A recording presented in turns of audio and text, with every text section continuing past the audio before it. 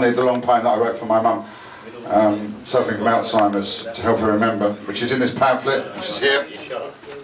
As I say, we've now raised over £1.5 grand for the Alzheimer's Society with it. And I've now got a CD of it too, the recording of it with the Elgar's Dream of Gerontius in the background. And also on it is the poem that I wrote for my stepfather, which I am going to do. But so I'm just going to finish off with a couple of these. Before I do that, this is the poem I wrote just after Mum died, and it's called It's Made of Wire. It's made of wire. No, let's be more specific. It's a piece of wire. A piece of wire twisted round itself with a loop at the far end. It looks like a stiff metal lasso. There's an egg slicer too. Some plastic moulds to make pastry shapes. And a brush thing. It's not a brush. It's a thing that looks like a brush, but you couldn't possibly use it as a brush because it's 2 inches across and the bristles are 2 inches long and 1/4 inch wide. I suppose you could use it to brush spilt salt into a neat pile, or, if you were a masochist, to dust a room very, very slowly.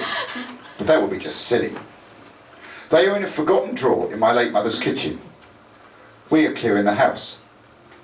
Suddenly, I'm 7 years old again, lassoing a boiled egg with the wire noose and burning my fingers as I tried to manoeuvre it into the egg cup. I was as cack-handed then as I am now. Or burning them even more when I peel the egg while it is too hot, so I can experience the wild, destructive delight of forcing it through the ridiculously inefficient egg slicer and watching the bits go everywhere.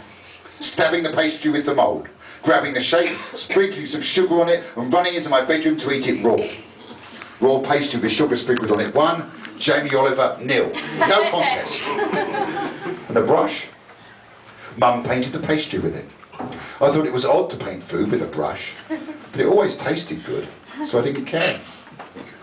The wire lasso and the plastic shapes and the egg slicer go into a carrier bag. One of many carrier bags which go into black sacks, which go into the back of my car, which goes to the tip. At the tip, I empty the other bags first. Dusty flower arranging stuff, faded dressmaking patterns, old WI magazines, rotors for Mum's cancer counselling group that stopped years ago, all the residue of a long life we can't possibly find homes for, and, given the mementos I've already selected, it will be pointless to keep. As the last bag with the kitchen stuff in it hits the floor of the skip, it carries a little bit of me with it. And the next morning, I wish I had saved the wireless suit, and the egg slicer, and the funny brush thing. And that is ridiculous. It is ridiculous, isn't it? No. Isn't it? No. Anyway, I wrote this poem instead. I saved them here. I feel better now. Cheers.